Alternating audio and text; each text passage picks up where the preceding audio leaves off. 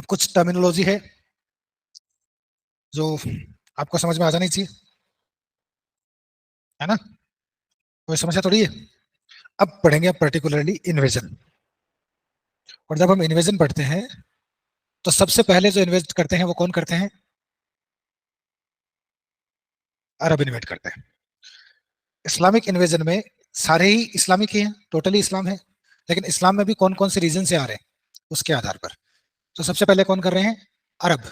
दूसरा इन्वेजन किनका हो रहा है? टर्किश का। ठीक है। तीसरा इन्वेजन किसका हो रहा है? अफगानों का। चौथा इन्वेजन किसका हो रहा है? मुगल्स का। है सारे ही मुसलमान, तो सभी इस्लामिक इन्वेडर्स हैं। लेकिन इनमें भी अगर पूछ लिया जाए कि इनका सीक्वेंस क्या है, तो पहला सीक्वेंस ये रहेगा, दूसरा ये रहेगा, तीसरा ये रहेगा, चौथा ये रहेगा। मेन वाइल बीच में आप देखते हो कि मंगोलों के अटैक्स भी होते हैं। ठीक है, हाँ। लेकिन मंगोल बेसिकली इस्लाम नहीं थे, मुसलमान नहीं थे। वो लेटर ऑन इस्लाम में कन्वर्ट करे गए। ठीक है, तो हम उनको इस्लामिक इन्वेजन में नहीं देखेंगे। क्लियर है ना? क्योंकि वो इस्लाम में कन्वर्ट बाद में हो रहे हैं। क्लियर है? या तो कोई समस्या? अभी जब हम मीडियावल इंडिया पढ़ेंगे तो कुछ कुछ लैंग्वेजेस के नाम आएंगे, जैसे कि अरेबियन लैंग्वेज, ठीक है, जैसे कि पर्शियन लैंग्वेज, जैसे कि उर्दू, ठीक है ना, जैसे कि टर्किश। ठीक है। तो आप, हालांकि 100% ये इफेक्ट नहीं है कि हर जगह अप्लाई होता है, लेकिन ऑलमोस्ट ये अप्लाई होता है। इस्लाम का राइज कहाँ हो रहा है? अरब में हो रहा है। ठीक है। इस्लाम एक रिलीजन है, तो जितना भी इस्लाम का रिलीजियस टेक्स्ट होगा वो ऑलमोस्ट अरेबियन में होगा। ठीक है, क्योंकि वहीं से राइज हो रहा है, तो वो तो मूल तो वही रहेगा जैसे हमारे संस्कृत में होंगे, क्योंकि आर्यंस की लैंग्वेज संस्कृत थी। ठीक है ना? बात समझ में आ रही है? वैसे ही इस्लाम के जितने भी रिलीजियस टेक्स्ट होंगे वो ऑलमोस्ट अरेबियन लैंग्वेज में होंगे। ठीक है। अभी आपको ये देखना है कि अरेबियन तो इंडिया में रहे ही नहीं, वो आए, लूटा, चले गए। इंडिया में रूल स्टेब्लिश करने वाले कौन है? टर्किश है। ठीक है ना? अभी आपको देखना है कि अगर मीडियावल इंडिया में दो लैंग्वेज की बात की जाए कि इनकी ऑफिशियल लैंग्वेज कौन सी थी, तो मन करता है कि टर्किश बता दी जाए, लेकिन टर्किश नहीं थी, पर्शियन थी। ठीक है, क्लियर है? और रूल कौन कर रहे हैं? टर्किश कर रहे हैं। ऑफिशियल लैंग्वेज क्या है? पर्शियन। तो पर्शियन एक्चुअली स्कॉलर्स की लैंग्वेज थी, रिच लैंग्वेज थी, दरबार की भाषा थी, कॉर्टियर लैंग्वेज थी। तो अगर कोई राजा ऐसा है जो ज्यादा पढ़ा लिखा नहीं है, ठीक है, तो उसे, जैसे हमारे साथ ये सीन होता है ना कि हिंदी आए नहीं आए मारवाड़ी तो आएगी, क्योंकि वो तो हमारी नेटिव लैंग्वेज है। ठीक है। तो जो ज्यादा पढ़े लिखे राजा नहीं होते थे, उन्होंने कुछ लिखा है, वो टर्किश में लिखा है। जैसे कि बाबर। ठीक है। बाबर बहुत छोटा सा राजा बन गया था, उसको ज्यादा पढ़ने का मौका ही नहीं मिला, लगभग लड़ाइयों में रहा। उसने अपनी आत्मकथा लिखी, बाबरनामा, जिसे तुजू के बाबरी कहते हैं। ठीक है, लेकिन पढ़ा लिखा तो था नहीं, तो उसको पर्शियन तो नहीं आएगी जो ऑफिशियल लैंग्वेज है, लेकिन उसको मदर टंग तो आएगी, तो उसने अपनी मदर टंग में लिखा। हालांकि वो मुगल था, टर्किश नहीं था। ठीक है। मुगल है क्या? मुगल मंगोल और टर्किश दोनों का मिक्सचर है। क्लियर है? मंगोलों का और टर्किश का, दोनों का क्या है? मिक्सचर है। ठीक है। मुगल आप चाहो तो लिख सकते हो, मंगोल प्लस टर्किश। अफगान तो नाम से ही पता चल रहा है, अफगानिस्तान वाले क्षेत्र से आने वाले। ठीक है।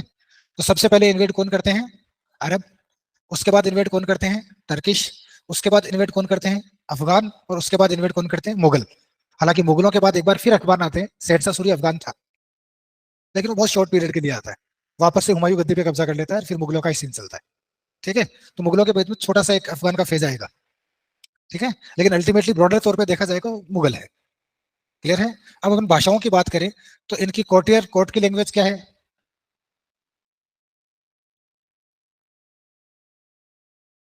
पर्शियन है। इनकी रिलीजियस लैंग्वेज क्या है? हैं? अरब। ठीक है। अब भाषा बच गई उर्दू, और एक भाषा बच गई टर्किश। ठीक है।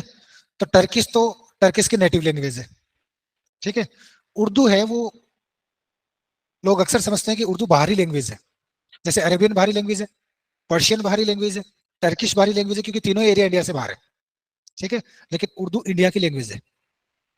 उर्दू इंडिया की लैंग्वेज कैसे है कि जब ये इन्वेडर्स आए तो जाहिर सी बात है दूर से आने वाला आदमी कम राशन लाएगा, कम हथियार लाएगा, कम लोग लाएगा, या ज्यादा लाए होंगे तो रास्ते में आधे मर मुरा जाएंगे, कम लोग पहुंचेंगे, ठीक है। तो यहाँ आके वो पैसा देके सिपाही खरीदेंगे लड़ने के लिए, ठीक है। और उस समय ऐसा होता है, आज भी ऐसा होता है, प्रोफेशनल आर्मी होती है जो, प्रोफेशनल आर्मी क्या कहेंगे, भाड़े की आर्मी, ठीक है, जो पैसा लेके किसी के लिए भी लड़ते थे। तो ऐसे लोग जब इनके आर्मी में शामिल होंगे तो ये लोग कहाँ रहते थे, टेंट में रहते थे। मिलिट्री जो टेंट्स होते हैं ना, टेंट को कहते हैं खेमा, हिंदी में कहते हैं शिविर, ठीक है ना। उन टेंट्स में रहते थे, तो कुछ वर्ड्स तो इनकी भाषा से हमारी भाषा में आएंगे, कुछ हमारी भाषा से इनकी भाषा में आएंगे, ठीक है। तो एक नई लैंग्वेज तैयार हो गई, जिसमें कुछ वर्ड अरेबियन थे, कुछ वर्ड पर्शियन थे, कुछ वर्ड हिंदी थे, संस्कृत थे, और एक नई भाषा तैयार हो गई जिसे कहा गया द लैंग्वेज ऑफ टेंट्स, खेमे की भाषा, जिसमें सैनिक लोग आपस में भाषा करते थे। वही भाषा आगे चल के किस में डेवलप होती है, उर्दू में। अब इस भाषा का डेस्टिनी देखो, ये भाषा शुरू होती है लड़ाई से और ये भाषा खत्म होती है शायरी पे, ठीक है। आज उर्दू किसकी भाषा है, शायरी की भाषा है, ठीक है। तो इसकी जो ग्रामर है वो पूरी की पूरी हिंदी है, लेकिन इसकी जो स्क्रिप्ट है वो पर्शियन है, ठीक है। बात समझ में आ रही है। तो चारों भाषाएं समझ में आई। अरेबियन भाषा का लिंक किस चीज से है, टर्किश का किस चीज से है, उर्दू का किस चीज से है, और एक और कौन सी बच गई, अरब हो गई, पर्शियन होगी, उर्दू होगी, टर्किश हो गई, ठीक है ना। ये मजे की बात है कि सैनिकों के शिविरों से निकली हुई एक भाषा आशिकों के दिल तक पहुंची, ठीक है। ये जर्नी है इसकी, उर्दू की। खैर, एक सवाल पूछा गया था कि कोर्ट में अधिकतर ऐसे शब्द इस्तेमाल किए जाते हैं जैसे बरी किया जाता है, अदालत, ठीक है, पेश किया जाए, ठीक है, आदेश, इस तरह के शब्द इस्तेमाल किए जाते हैं, कैद कर लिया जाए, ठीक है ना, बामशक्कत, है ना, बाइज्जत बरी, ऐसे शब्द इस्तेमाल होते हैं ना। ये कौन सी भाषा के शब्द है, हाँ, या तो होंगे उर्दू के, या होंगे पर्शियन के, और या फिर होंगे अरब के। साउंड तो ऐसा ही करता है कि इन तीन में से कोई एक होने वाला है। अब आपको दिमाग ये लगाना है कि कोर्ट की भाषा है, तो न्यायालय तो आज सेपरेट बने। राजाओं के समय कोर्ट कहाँ होता था, राजा का दरबार ही कोर्ट होता था, इसलिए कोर्ट को कोर्ट कहा जाता है, ठीक है ना। जुडिशरी की जो बिल्डिंग है उसको कोर्ट क्यों कहा जाता है, क्योंकि पहले जो न्याय मिलता था राजा के कोर्ट में मिलता था, ठीक है। तो राजा के दरबार में जो भाषा इस्तेमाल होगी वो कौन सी भाषा इस्तेमाल होगी, जो उसकी ऑफिशियल लैंग्वेज होगी। और मीडियावल इंडिया में ऑफिशियल लैंग्वेज कौन सी रही है, पर्शियन। तो ये शब्द पर्शियन के है, ठीक है ना, कि कोर्ट कहां से अडेप्ट करेगा इन चीजों को, पर्शियन से अडेप्ट करेगा। तो कंफ्यूज नहीं होना है कि ये तो उर्दू के भी तो हो सकते हैं, ठीक है, उर्दू में भी तो बाइज्जत को बाइज्जत ही कहते हैं, ठीक है। लेकिन ऑप्शन दे दिए दोनों कि पर्शियन या उर्दू, तो फिर आप क्लिक किसको करोगे, पर्शियन को करोगे, क्योंकि इसका जो जो यात्रा है ये कहां से आ रही है, ये कोर्ट की लैंग्वेज को कॉपी किया जा रहा है, ना कि टेंट की लैंग्वेज को कॉपी किया जा रहा है। ऑल दो बाइज्जत को उर्दू में भी बाइज्जत कहेंगे, पर्शियन में भी बाइज्जत कहेंगे, ठीक है। लेकिन टेक्निकली ये तो टर्म सही है, ये अडप्ट कहां से की जा रही है, ये कोर्ट से अडप्ट की जा रही है, क्योंकि कोर्ट की लैंग्वेज, ठीक है। तो बहुत ट्रिकी क्वेश्चन है अगर पूछ लिया जाए तो।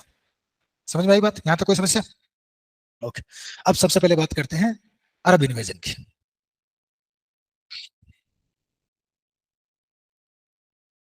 क्योंकि सबसे पहले कौन इन्वेट कर रहा है, अरब इन्वेट कर रहा है, ठीक है भाई।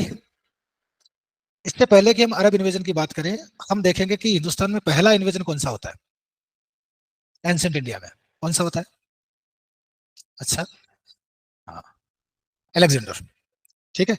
अलेक्जेंडर के इन्वेजन के समय क्या हुआ, अलेक्जेंडर के इन्वेजन के समय बैटल ऑफ हाइडेस्पीज होती है, वितस्ता का युद्ध होता है। हालांकि ग्रीक सोर्सेज ये कहते हैं कि सिकंदर जीता, ठीक है, हमारे सोर्सेज कुछ नहीं कहते, ठीक है। हालांकि एक कहावत चलती है कि जो जीता वही सिकंदर, ठीक है। लेकिन इतिहासकारों में इस बात को लेकर मतभेद है कि उस युद्ध में कौन जीता, क्योंकि टेक्निकल चीजें बहुत सारी इसमें आती है कि अगर वो जीत जाता तो उसे तो पूरी दुनिया जीतनी थी, तो आगे क्यों नहीं बढ़ा, क्या दुनिया वहीं तक थी कि झेलम के बाद दुनिया खत्म हो जाती है, ठीक है। तो वो जिस ऑब्जेक्टिव से आया था वो जब तक जीतता रहा आगे बढ़ता रहा, तो पॉसिबिलिटी है कि शायद वो हारा हो, है नहीं है? तो इसके अलावा कहीं कहीं मेंशन मिलता है कि सिकंदर के जो सैनिक थे उन्होंने युद्ध करने से मना कर दिया क्योंकि वो हाथियों से डर गए थे। ठीक है। इसके अलावा मगध की बहुत लंबी चौड़ी आर्मी थी।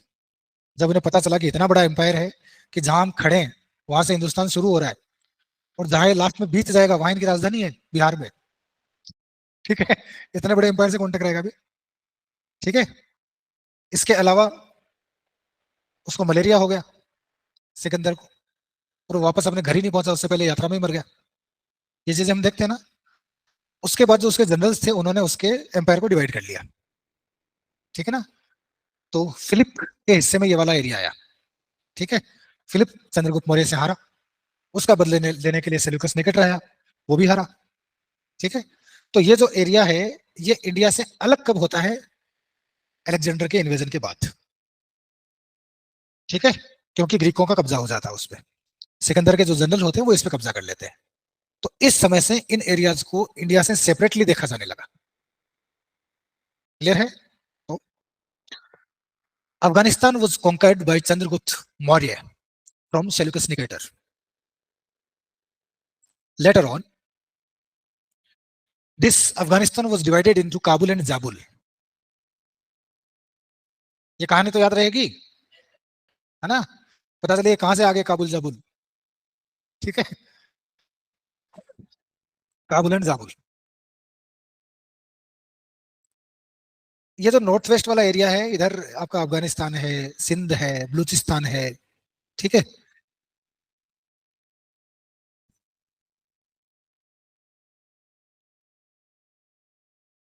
यही एरिया है। आप पहले ही ये चीज पढ़ चुके हो ऑलरेडी कि अरेबियन ओशियन है। ठीक है। ये हिंद महासागर है और ये बंगाल की खाड़ी है। ठीक है, बे ऑफ बंगाल। यहां से भी ट्रेड होता है, यहां से भी ट्रेड होता है, यहां से भी ट्रेड होता है। ताम्रलिप्ति बंदरगाह, भड़ौच, सोपारा, याद आया? ठीक है। तो जो अरब के साथ जो व्यापार होता था वो इस मार्ग से होता था। ठीक है। अरबों को क्या चाहिए थे? मसाले। ठीक है। पर्शियंस को क्या चाहिए थे? मसाले। ठीक है। रोम के साथ जो व्यापार होता था पर्शिया उसके बीच में मीडिएटर था। तो अगर रोम का व्यापार हो रहा है वो भी इधर से ही हो रहा है। ठीक है। तो यहां से जहाज आते जाते रहते थे क्योंकि साउथ के अंदर क्या है? मसाले हैं। श्रीलंका से भी व्यापार हो रहा है। हमने देखा था ना कि पहली इस्लामिक जो मस्जिद बनती है वो कहाँ बनती है? केरल में बनती है। ठीक है ना। तो इधर से साउथ से ट्रेड हो रहा है। उस समय ना केवल मसालों का ट्रेड होता था, स्लेव्स का भी ट्रेड होता था, गुलामों का भी व्यापार किया जाता था। और गुलामों के अंदर अगर कठिन काम कराना है, युद्ध लड़ाना है, तो उसके लिए पुरुष जो मजबूत होते थे उनको स्लेव बनाया जाता था। ठीक है।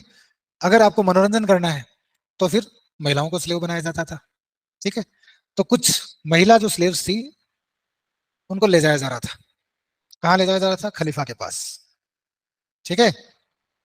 रंगीन आदमी था। क्लियर है? यहां से ट्रेड से इनको ले जाया जा रहा था। सिंध के अंदर कुछ लुटेरे होते हैं। ठीक है। रॉबरी करने वाले, ये उस जहाज को लूट लेते हैं। ठीक है। जब इस जहाज को लूट लेंगे तो जो इसका मालिक है जो कि खलीफा है वो किससे कंप्लेन करेगा? यहाँ के राजा से करेगा। क्योंकि यहाँ के लॉ एंड ऑर्डर की जिम्मेदारी किसकी है? उसके राजा की जिम्मेदारी है। लेकिन उस समय में आज की तरह इतने अकाउंटेबिलिटी नहीं होती थी। ठीक है। इन्होंने कहा कि भैया तुम हट जाना दो क्योंकि तुम्हारे यहाँ के लोगों ने लूटा है। तो राजा ने कहा कि मेरे सैनिकों ने थोड़ी लूटा है, लुटेरों ने लूटा, वो तो मेरे भी लूट थे। उनका काम ही यही है। ठीक है ना। बात समझ में आ रही है कि मेरे सोल्जर्स ने अगर लूटा हो तो मैं अकाउंटेबल हूँ। ये तो लुटेरे किसी के नहीं है, ना आपके ना मेरे। ठीक है। तो खलीफा के जो ईस्टर्न प्रांत थे उन ईस्टर्न प्रोविंसेस का एक सूबेदार था जिसका नाम था हज्जाज। उस हज्जाज के पास में जहाज जा रहा था। ठीक है। तो लिखो, a ship robbed near Sindh. ठीक है। और शिप को अंडरलाइन कर लो, containing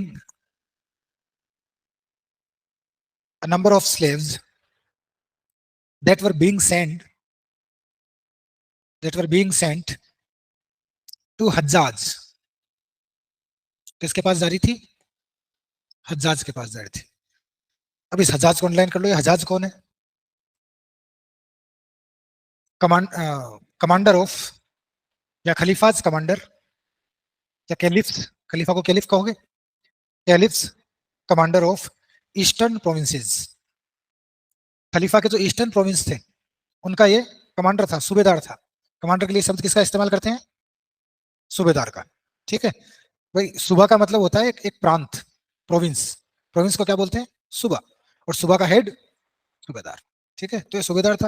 और जो खलीफा का सूबेदार वो कम है क्या? उसके जहाज को कैसे लूट लिया? ठीक है, क्लियर है? वास्तव में ये तो कंटेम्पररी रीजन था। कंटेम्पररी रीजन समझते हो? हाँ, द देन रीजन। नजर इनकी पहले से ही यहाँ पे थी। ठीक है, क्योंकि हिंदुस्तान पैसे वाला मुल्क था, इनको पैसा चाहिए था, इस्लाम का कन्वर्जन तो एक्सपांडेशन तो करना ही था। ठीक है, तो लड़ाई के बहाने तो इनके पास ऑलरेडी पहले से थे, ये तो मौका देख रहे थे, कुछ मौका मिले तो हो। जैसे कि 1857 की क्रांति है, 1857 की, लोग तो भरे पड़े थे, 100 साल हो गए थे अंग्रेजों को राज करते हुए। ठीक है, 1757 के अंदर बैटल ऑफ प्लासी होती है। ठीक है, और 1857 के अंदर पहली क्रांति, ठीक 100 साल का अंतर है।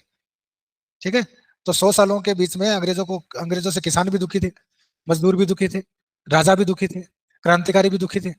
ठीक है ना, व्यापारी भी दुखी थे, सारे दुखी थे। तो ऐसा होता है ना कि भाई दो परिवारों के बीच में पीढ़ियों से लड़ाई चली आ रही है, बस मौका देखने की किसी दिन लड़ने का मौका मिल जाए, तो एक छोटे छोटे बच्चों की दोनों की लड़ाई हो जाती है, फिर दोनों परिवार आपस में लड़ते हैं। तो छोटे बच्चे तो एक दूसरे को थप्पड़ मार रहे हैं ना, that is called contemporary reason. तो 1857 का कंटेम्पररी रीजन क्या था? वो राइफल के अंदर बढ़ने वाला कारतूस। असली कारण वो थोड़ी था। ठीक है ना, असली कारण तो भरे पड़े थे आप 100 सालों से, वो तो बहाना मिल गया कि अरे धर्म को छेड़ दिया। ठीक है, धर्म को क्या, उसने इकोनॉमी सब कुछ छेड़ दिया तुम्हारा। ठीक है, तो यहाँ भी यही समस्या थी। तो जो जहाज वाली घटना होती है, it is a contemporary reason. ठीक है, ये कोई मेन रीजन नहीं है इसका, मेन रीजन वही है। ठीक है ना, लूटना। ठीक, कोई ना कोई बहाना चाहिए था, तो इन लोगों ने सिंध पे अटैक कर दिया। ठीक है भाई, तो असली कारण क्या था? Economic, political and religious. और कंटेम्पररी रीजन क्या था? तो एक तरफ लिखो हज्जाज,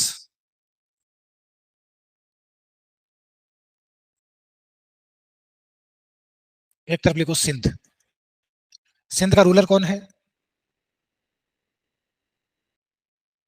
दाहिर सेन। ठीक है, और हज्जाज कौन है बताने की जरूरत नहीं है, commander of eastern province of caliph. ठीक है, इस हज्जाज का एक कमांडर है जिसका नाम है उबैदुल्ला।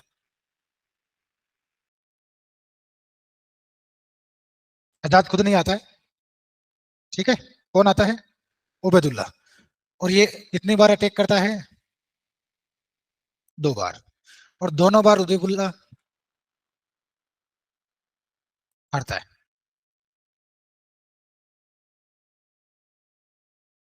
ठीक है, रीजन आपको पता ही है, कंटेम्पररी रीजन क्या था इस लड़ाई का? 2 बार हज्जाज का सेनापति आता है उबैदुल्ला, और दोनों ही बार हारता है। अब ये नाक का सवाल हो गया खलीफा के लिए। ठीक है, तो अब नया कमांडर आता है जिसका नाम है मोहम्मद बिन कासिम। तो इस तरफ मोहम्मद बिन कासिम, इस तरफ दाहिर।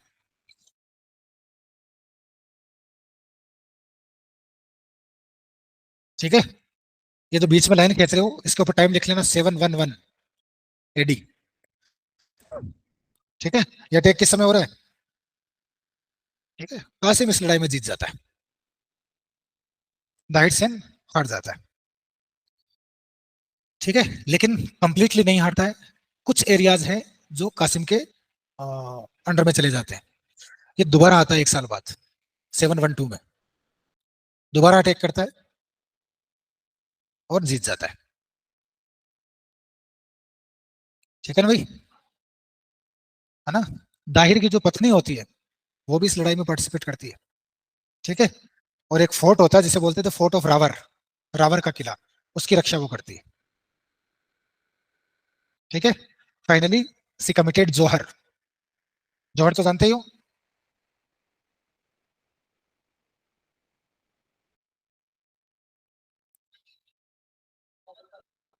रावर, इसके किले का नाम है रावर। और रावर के किले की रक्षा कौन करती है?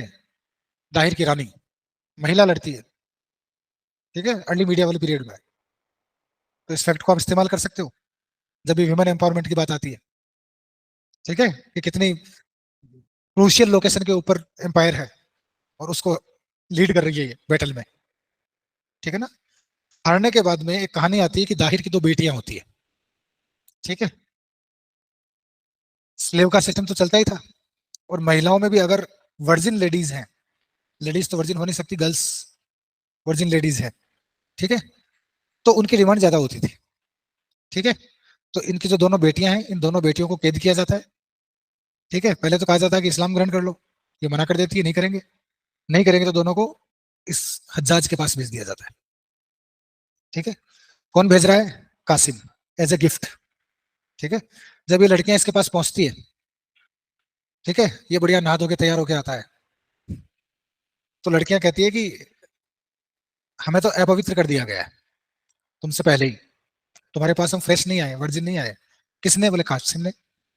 उसने पहले इस्तेमाल किया फिर तुम्हारे पास भेजा। तो इसको बड़ा गुस्सा आया। उसने आदेश दिया कि कासिम को बेल की खाल में घसीट के लाओ यहाँ। ठीक है, और कहते हैं कि कासिम की ऐसे डेथ हो गई। ठीक है, अब ये कहानी है, इतिहासकार इसको कितना सच मानते हैं कितना झूठ, ये अलग बात है। ये सब याद रह जाए आपको, ये हज्जाज नाम याद रह जाए, कासिम नाम याद रह जाए, दाहिर नाम याद रह जाए, इसलिए स्टोरी है। ठीक है ना।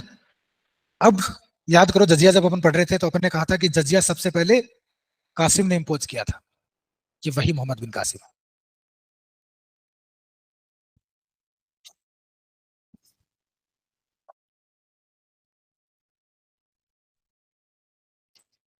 Qasim looted Multan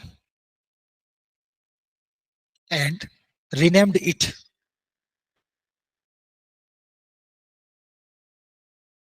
the city of gold.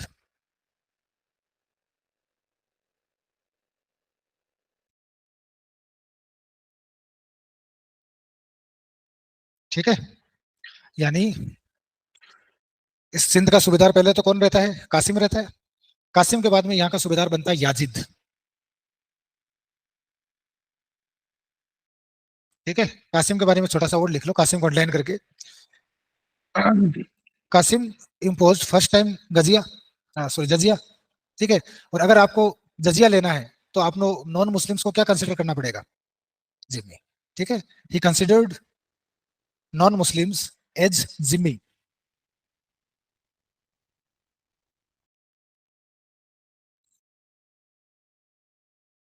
और इन सब चीजों का हमारे पास में सोर्स क्या है?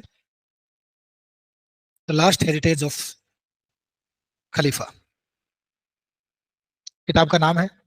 किसने लिखी है? H.G. वेल्स ने।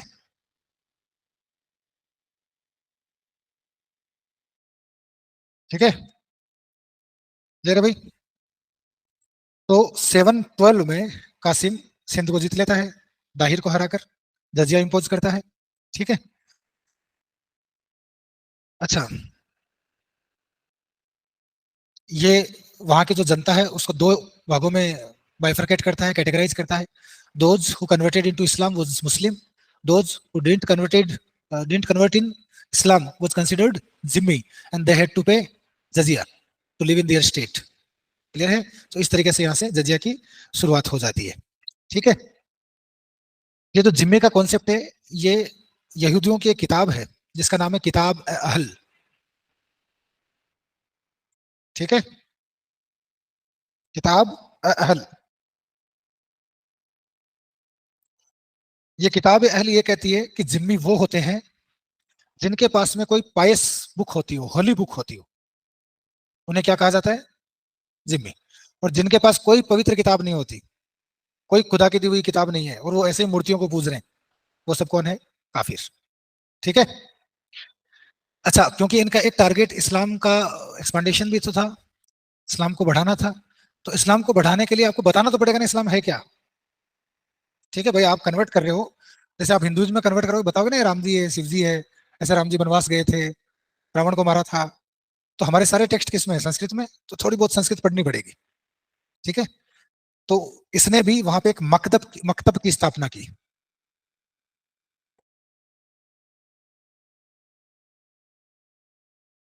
इसने, कासिम ने। मकतब, मकतब एक प्राइमरी स्कूल समझ लो आप। ठीक है, क्लियर है भाई? सिंध के ऊपर अरबों ने अटैक किया। इसका मेन सोर्स क्या है? इसका मेन सोर्स है चचनामा। ठीक है, जो कि अरेबियन लैंग्वेज में लिखा हुआ है। चचनामा की लैंग्वेज क्या है? अरेबियन। और राइटर कौन है? अली अहमद। अली अहमद। अभी अपन बात करते हैं कि अरब इन्वेजन होता है तो अरब इन्वेजन का इंपैक्ट क्या हुआ। सबसे पहले तो मिथ टूट गया कि इस्लाम इंडिया में नहीं जा सकता। ठीक है, अब वो और ज्यादा इंस्पायर हुए नए अटैक करने के लिए। ठीक है, और हमारी जो रक्षा दीवार थी, वो रक्षा दीवार टूट गई। ठीक है ना? तो चरक संहिता का नाम सुना आपने? चरक, सुश्रुत, हालांकि दोनों अलग अलग टाइम के हैं। ठीक है, चरक संहिता इनमें खूब फेमस थी अरबों में। हमने वहां भी लिखा था इस चीज को। ठीक है, इसके अलावा पंचतंत्र एक किताब का नाम था, जिसने लिखी थी? विष्णु शर्मा। तो Panchatantra was converted into Arabian, किस नाम से? कलीला वादी मना। कलीला वादी मना। ठीक है, एक ब्रह्मगुप्त का नाम सुना होगा आपने। ठीक है, जो कि भीनमाल के थे, जालोर के। भीनमालाचार्य उनका टाइटल था। ठीक है, उन्होंने एक किताब लिखी थी ब्रह्मस्फुट, जिसमें बिग बैंग थ्योरी की बात करते हैं वो। याद आया? ये भी अरबों में बड़ी फेमस थी। ठीक है, उन्होंने एक तो किताब लिखी थी ब्रह्मस्फुट, और एक लिखी थी खंड खाद्यक। लिखा आपने? इन दोनों का ट्रांसलेशन किया गया अरेबियन में। ट्रांसलेशन की जगह भी कन्वर्जन नाम आ रहा है। ब्रह्मस्फुट का तो क्या नाम रखा गया? अल सिंध हिंद। अल सिंध हिंद। खंड खाद्य का क्या नाम लिखा गया? अरकंद। हम्म, देखो, ये जो डेसिमल नंबर्स होते हैं ना, इनको आज मॉडर्न डे में कहा जाता है अरेबियन नंबर्स। ठीक है ना? Arabian number system. ये ऐसा किनको लगता है? यूरोप वालों को लगता है, क्योंकि यूरोप वालों ने किससे सीखा है? अरब वालों से सीखा है। लेकिन अरब वाले इसको इंडियन नंबर बोलते हैं, क्योंकि उन्होंने किससे सीखा है? इंडियन से सीखा है। तो यहीं से जो डेसिमल का कॉन्सेप्ट है, वो अरब गया, और लेटर ऑन अरब से यूरोप। ठीक है, तो जो डेसिमल वाला सिस्टम है, इसको यूरोपियंस क्या कहते हैं? Arabian number system. और जबकि अरेबियन इसको क्या कहते हैं? Indian number system. ठीक है भाई? तो ये बात थी आपकी अरेबियन इन्वेजन की। अब बात करते हैं अपन नेक्स्ट, दूसरा इन्वेजन किनका होता है? टर्किश का। ठीक है, तो 10 मिनट बाद में टर्किश की बात करेंगे, आज क्लास लंबी चलेगी। हाँ, ठीक है। टर्किश